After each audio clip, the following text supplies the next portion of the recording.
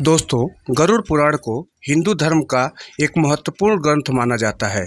इसके पाठ में अच्छे और बुरे कर्मों के बारे में बहुत ही विस्तार से वर्णन किया गया है। साथ ही गरुड़ पुराण में धर्म, कर्म, ज्ञान, विज्ञान, मृत्यु, पुनर्जन्म और अधोगति के बारे में भी बहुत विस्तार से वर्णन किया गया है। गरुड़ पुराण में भगवान विष्णु ऐसे कर्मों के बारे में बताते हैं जिससे पुण्य कर्म में वृद्धि होती है और साथ ही यह पुराण सुखी जीवन जीने, धर्म के मार्ग पर चलने और सफल होने में प्रेरणा देती है। नमस्कार दोस्तों, स्वागत है आपका हमारे चैनल विजय स्टोरीज ऑफिशियल पर। आपसे निवेदन है कि आप इस वीडियो को पूरा देखें, जिससे हमें लगेगा कि हमारी मेहनत सफल हो गई। दोस्तों, आमतौर पर गरुड़ पुराण का पाठ घर पर किसी परिजन की मृत्यु के बाद पूरे 13 दिनों तक कराने का विधान है। मान्यता है कि इससे मृतक द्वारा धरती पर किए पापों का नाश होता है और उसे सद्गति प्राप्त होती है। इसके साथ ही गरुड़ पुराण में भगवान विष्णु द्वारा ऐसे विषयों पर भी चर्चा की गई है जो मानव कल्याण के लिए महत्वपूर्ण माने गए हैं। दोस्तों, गरुड़ पुराण में कहा गया है कि हमारे कर्म 3 प्रकार के होते हैं: सात्विक, राजसिक और तामसिक। दोस्तों, सात्विक कर्म वो कर्म होते हैं जो पूरी निष्कामता भाव के साथ किए जाते हैं। बिना किसी फल की इच्छा के इन कर्मों से भाग्य में सुख और बदलाव होता है। राजसिक कर्म हमारे लिए फल की इच्छा के साथ किए जाते हैं।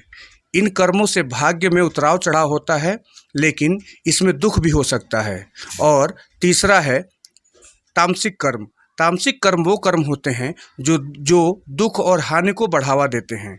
इन कर्मों से भाग्य में दुर्भाग्य होता है। दोस्तों, अब हम इस वीडियोज़ में जानेंगे कि कौन से कर्म किसी मनुष्य के भाग्य को दुर्भाग्य में बदल देते हैं।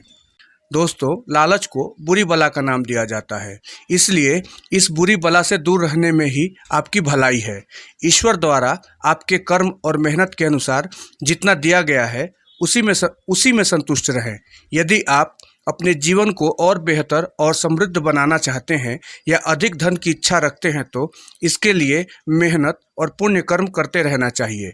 लेकिन अधिक पाने की इच्छा से लालची कभी नहीं बनना चाहिए, क्योंकि लालच आपको हमेशा गलत मार्ग पर ले जाता है, जिसका अंत भी हमेशा बुरा ही होता है।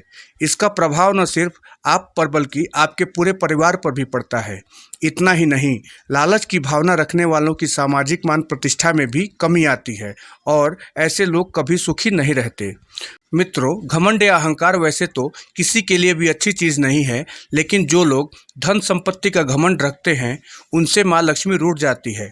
घमंड व्यक्ति के पतन का कारण भी बनता है। दोस्तों, दूसरों का अपमान कर या नीचा दिखाकर कुछ लोग खुद को उच्च साबित करना चाहते हैं, लेकिन वे ये नहीं जानते हैं कि वो कितना बड़ा पाप कर रहे हैं, क्योंकि जब आप किसी को अपमानित करते हैं तो उस व्यक्ति की आह आपको लगती है और उसका परिणाम आपको ताउम्र झेलना पड़ता है। इसलिए किसी की आह मत लीजिए और किसी का अपमान मत कीजिए। मित्रों, साफ सफाई से कई तरह की बीमारियां दूर रहती हैं। वहीं शास्त्रों में कहा गया है कि स्वच्छता से सकारात्मक ऊर्जा का विकास होता है और माँ लक्ष्मी को भी स्वच्छता बहुत पसंद है।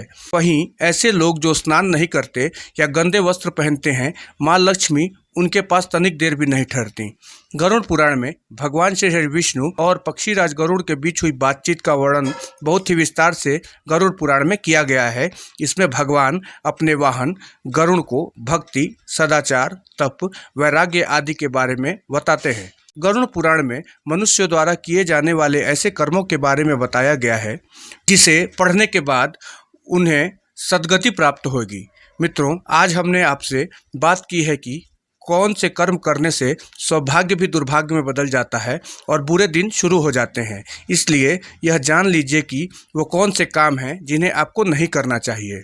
मित्रों, आपको यह वीडियो कैसी लगी कृपया कमेंट करके ज़रूर बताएं और साथ में लाइक और सब्सक्राइब भी करना ना भूलें। यह वीडियो देखने का आपका बहुत बहुत धन्यवाद।